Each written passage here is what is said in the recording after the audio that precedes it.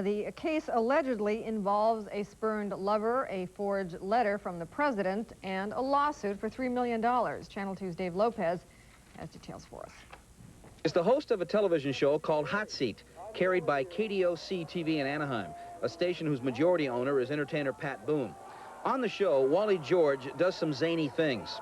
It's my show, and if you don't knock it off, I'm throwing you off personally. Now, do you hear that, Marine, buddy? All right. Listen. It's all part of what George calls putting his guests on the hot seat. In real life, Wally George is now involved in a court battle where he is on the hot seat. The only reason I'm here today, the only reason you're asking me these questions is because I'm well known. If nobody knew who the hell I was, nobody would be making such a big deal out of this.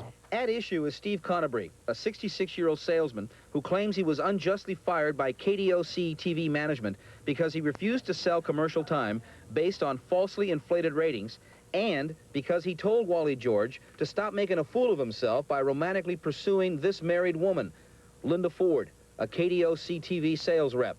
He was not doing his job as a sales representative, and so I told Mike, I said, this guy does not belong here. He's undermining the station.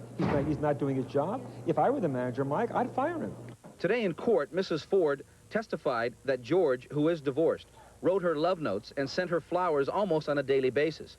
And when she refused his advances, she got this letter dated November 1983, a letter that was supposedly signed by President Ronald Reagan, ordering Mrs. Ford to, quote, for the good of the country, marry Wally George immediately and make him happy, end quote.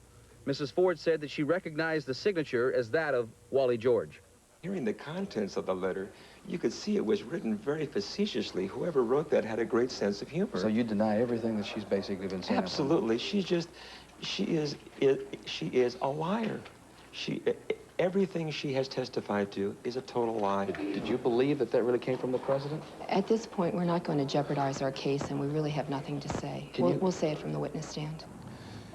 Mrs. Ford is not suing the television station she left on her own. But Conabry claims that his firing caused him embarrassment and mental anguish, and that about $3 million should make him feel a lot better. If he wins any part of this lawsuit, George, as well as the TV station, will be held liable. Is Wally George worried about that? I'm not worried at all because there was nothing that took place. Okay, thank you very much. That's fine. That's fine. And I'm being used. Okay. George will testify next week. The jury will get the case a few days after that.